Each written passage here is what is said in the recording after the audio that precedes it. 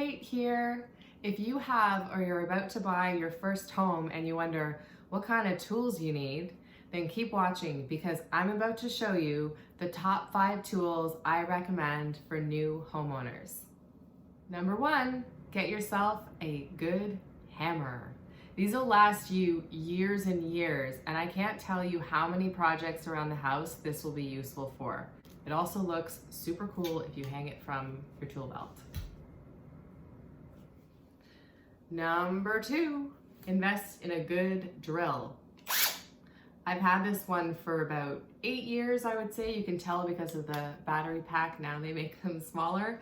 But along with the drill, I would also suggest picking up a screwdriver drill bit set like this, where, if you need to hang pictures on the wall, or maybe you're putting together furniture, whatever it may be, a good drill is a necessity.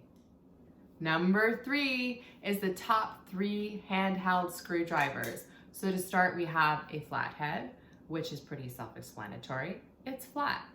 Then we have a square screwdriver, which is square. Then we have a Phillips, which is in the shape of a crisscross, like that. This is the most commonly used screwdriver. Not everybody really knows what a Phillips is. I didn't know what it was as a kid. In fact, my dad used to say, "Kate, get me the Phillips." And I'd be like, "What's a Phillips?" Number 4, a level. This is super helpful if you're hanging pictures or art on the wall. I mean, doesn't everybody want their pictures and wall art to be level? Number 5, a measuring tape. This will be really helpful when it comes to buying new furniture. You can measure the room in advance, or it'll be helpful in any sort of renovations that you're doing down the line. So make sure you get yourself a good measuring tape.